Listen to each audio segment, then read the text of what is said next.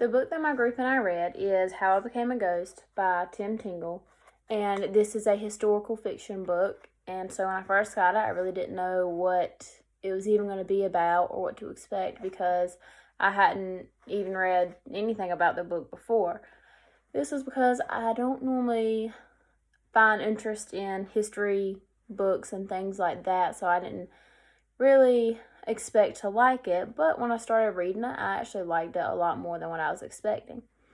So this book is about a young boy who's named Isaac, and he's the main character. And him and his family, his tribe, which is the Choctaw tribe, they are basically forced off of their land where they're living at, and they have to walk the Trail of Tears.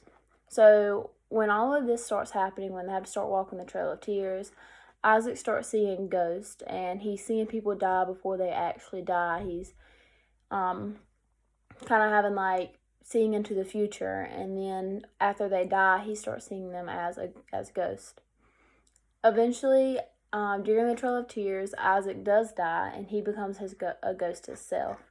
And then after that, he and another ghost, who is also part ghost, half panther, they are trying to save a girl whose name is Naomi.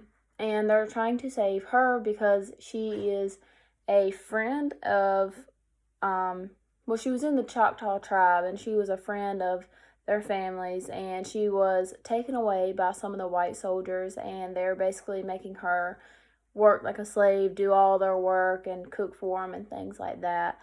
And they're determined that they're going to save her. So this book had really kind of a different perspective, and it made it really interesting. I liked it. It was, a lot of times, we talk about the master narrative and the Trail of Tears. We don't normally hear about it from the viewpoint of an Indian. I know that I never have. So that's one thing that I liked about this book. And another reason why it was interesting is because right when the book starts off, it says, you've probably never read a book that was written by a ghost.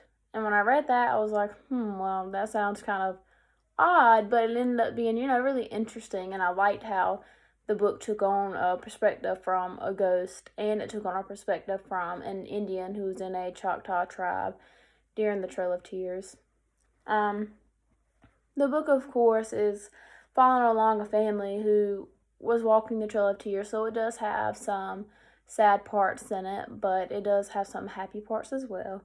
And overall, I just thought it was a really good book, and I would definitely recommend it because, like I said, I'm really not all that into a lot of history topics and history books. So when I saw that this was historical fiction, I was like, not too sure about it. But when I started reading it, I was really surprised at how much I liked it, and it was a lot more interesting than what I thought it was going to be.